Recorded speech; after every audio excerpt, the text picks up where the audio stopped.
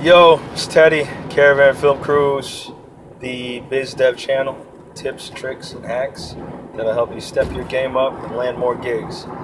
Today I want to talk about gigs, and I think that there's a lot of people out there who turn down many gigs because it's not necessarily the price point that they want.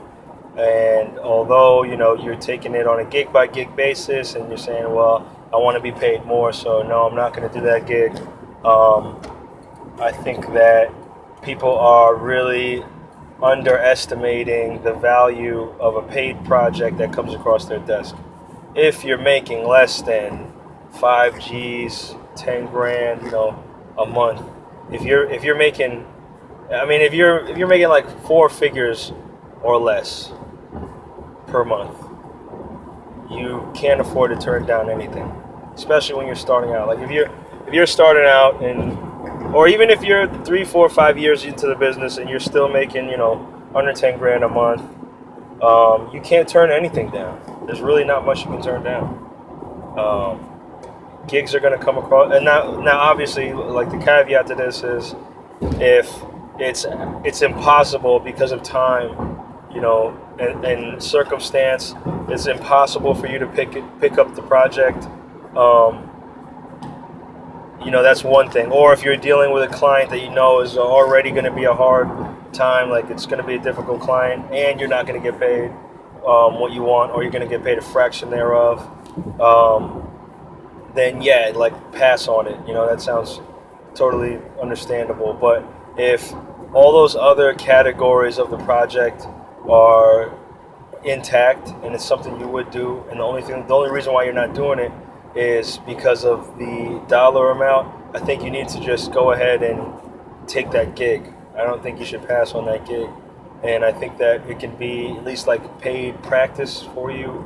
You can add it to your reel. And I would say that the stipulation with the client who is hiring you, to be able to make sure that it's worthwhile for you both, even though you're taking a pay cut, which you're communicating to them. You need to let them know that you won't have to do this at a level that seems satisfactory for you. And they may want you to do something a little bit more scaled back, but you may want to do something that you can present as a portfolio later, and they need to not get in the way of that, and which people will get in the way of that, and it happens. It totally happens. So that's something to look out for. But people really take for granted the gigs that come across their inboxes or phone calls that they get about shooting something, shooting spec work, things under budget, and when they're really not in a position to turn anything down, they do, or they consider even turning it down, and that's just not going to really help you catapult your business forward. Now, I totally understand, like, if you have a ton of stuff in place, like, you got your sales team in place, you got your production team in place, your editing team in place, everybody's like about to work, and you're just getting that machine going, and there starts to be a bunch of gigs that come across your desk that don't make it worth it for you to tie up everybody's time, processing those gigs and jobs and things like that.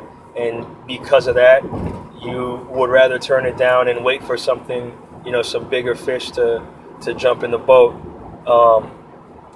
That's cool. I totally get that. But if you're like, let's say you're a solo person, you got bills to pay, you're not shooting a gig every week, you're not even shooting a gig twice a month, you may be getting a gig once a month, or even if you get a gig every week, but it's not really adding up to the money that you need to just pick up more jobs, more and more and more and more jobs. And if you don't want to do anything for free, which I totally understand, I don't think $100 to $200 for whatever you want done is too crazy to ask. People do have to place a higher value in videography and photography, and I think everybody's got up between $100 and $200 to do any kind of job, whatever it is. Like, they shouldn't have a problem paying that. So imagine if you're picking up, if you're shooting twice a week, and you're picking up 8 gigs in a month, and each one pays about